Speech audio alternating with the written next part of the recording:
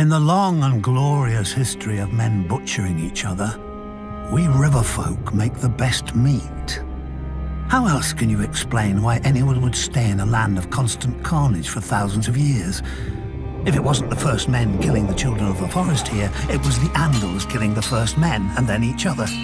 Even when the Riverlands finally united behind the kings of House Justman, the unusual silence of peace attracted the Storm Lords, Westermen, and those bloody Ironborn to try and take our grain, gold, and women. The problem is, and has always been, that the Riverlands have no natural defences. Unlike the North, we don't have the neck to keep invaders waist-deep in muck. Unlike the Vale, we don't have mountains with narrow passes easily defended by stable boys with slings. Unlike Dawn, we don't have a blazing sun and, well, the Dornish. My ancestors may have had a funny taste in sigils, but they knew one thing. If you plan on staying in the Riverlands, you'd better have a strong castle.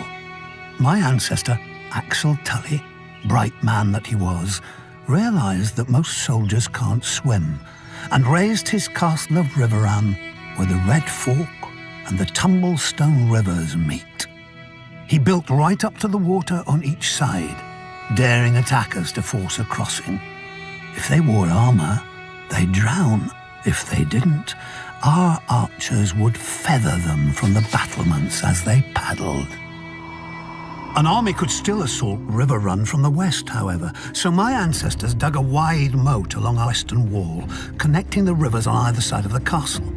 When any would-be conquerors showed up, we opened a series of gates and flooded the moat, transforming Riverrun into an island fortress with enough stores to last years. As the invaders starved in their camps, they'd watch us fish off our walls, just for variety. And because we were bored, eventually they all skulked home. In the 1,000 years that Riverrun has stood, not once has it been taken by force. It's a proper castle. You want it, you have to marry into it. Even the damned Freys knew that much. Up-jumped toll collectors living on a bridge instead of beneath it like the rest of their kind. But finally, a Lord of the Crossing passed off one of his brood to his liege lord, House Tully, my nephew Edmure. People say Lord Walder arranged the Red Wedding to punish Robb Stark. I say he did it just as much to steal Riverrun. They've always envied our castle. Maybe they think 2 rivers can wash off the filth that coats them. They'll never know.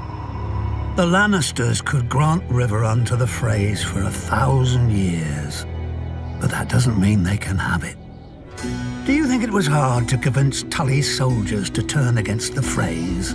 Do you think we won't enjoy watching them simper as winter bears down on their pitiful camp? I even carved a new fishing rod for the occasion. When the starving Freys look up at our walls, we'll wave our trouts at them.